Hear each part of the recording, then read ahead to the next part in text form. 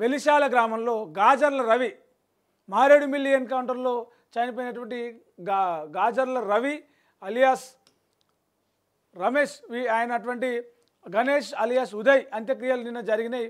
అక్కడ వాళ్ళ మృతదేహాన్ని చూసేందుకు ప్రజా సంఘాలు కావచ్చు, ప్రజలు కావచ్చు, మావోయిస్టు సానుభూతి పరులు కావచ్చు, చాలామంది వేలాదిగా తరలి వచ్చారు.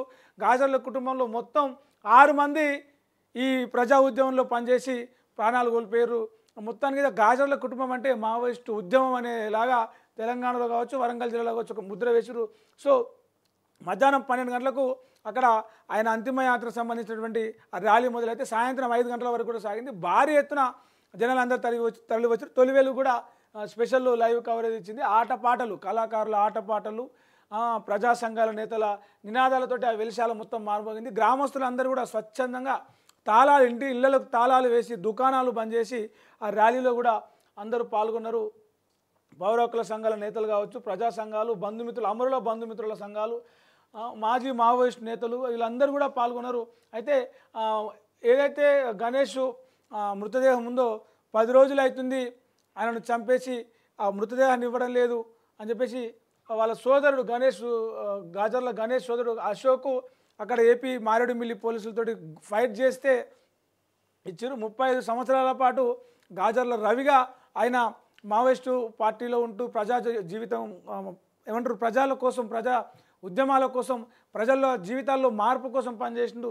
అట్లాంటి గొప్ప నాయకుడిని ఒక మావోయిస్టుని చంపి మృతదేహం ఇవ్వకుండా ఇబ్బంది పెట్టారు తమ ఫ్యామిలీ అని చెప్పేసి కూడా ఆయన ఆరోపించారు. మొత్తానికైతే దాదాపు 1000 మంది మధ్యలో నిన్న వెలిశాల గ్రామం మొత్తం కూడా ఎర్రబారిందని చెప్పొచ్చు. 1000 మంది మధ్యలో చాలామంది కన్నీటి వీడుకోలు పలికిరు గాజర్ల రవికి. ఇక మరోవైపు ఇటు చనిపోయిన మావోయిస్టులను ఇట్లా అంత్యక్రియలు చేసి ఇది జరుగుతుంటే, మరోవైపు కేంద్రం ఆపరేషన్ కగారు కొనసాగిస్తూ వాళ్ళకు సంబంధించినటువంటి ఏదైతే లక్ష్యంగా పెట్టుకుందో అన్నం లేకుండా చేస్తామని ఆ లక్ష్యాన్ని నెరవేర్చే దిశగానే పనిచేస్తుందని చెప్పొచ్చు. ఇది ఇట్లా ఉంటే